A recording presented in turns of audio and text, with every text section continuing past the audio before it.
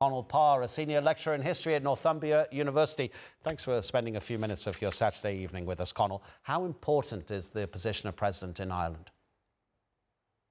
So the presidency in Ireland is actually much more of a symbolic position. It would be akin really to the way that a monarch is in the UK and in several other European countries. They don't have serious political power, but they are an important, increasingly since the early 90s in the presidency of Mary Robinson, who was one of the more well-known holders of the office.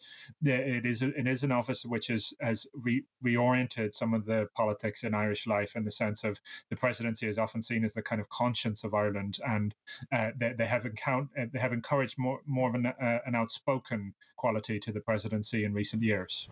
Connal, if the official result shows this landslide victory, why was it so one-sided?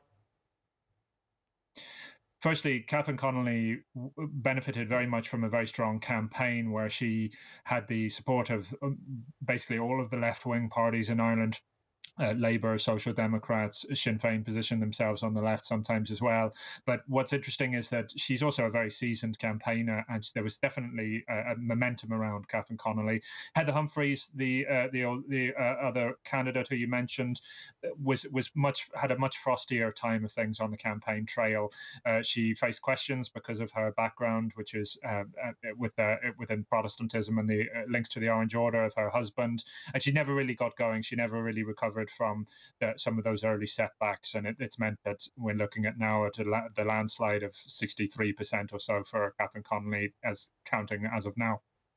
Would it change anything in terms of Ireland's international standing, or is this very much a domestic competition and about problems at home?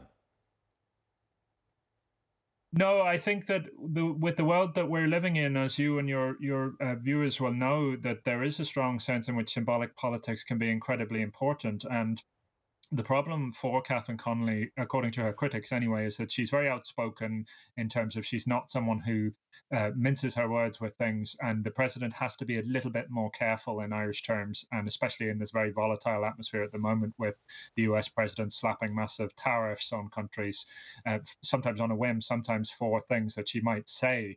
So people are slightly concerned about that as well, in amongst the sort of furore and congratulations that she's getting on this very resounding victory.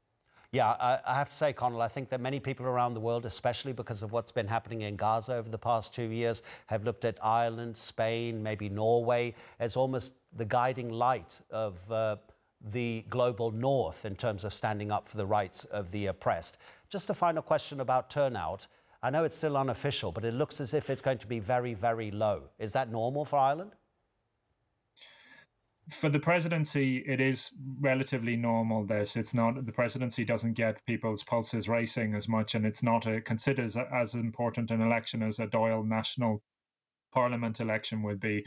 At the same time, I think that it is something, and this is just a little note of caution for whenever there is low turnout, it means that something has not resonated with the wider public. There's been a big spoil the vote campaign in Ireland, but also, like you say, it's never good when it's 40% or something for a turnout. We would be very much hoping for a higher turnout, and I think that that's a concern for any people who are considering looking at how to engage people in politics and in the democratic process. So it is something to keep an eye on. Yeah, absolutely. It could be close to the record low. And you're right. I mean, engagement is extremely important. Otherwise, what is politics for? Connal Parr, thank you so much indeed.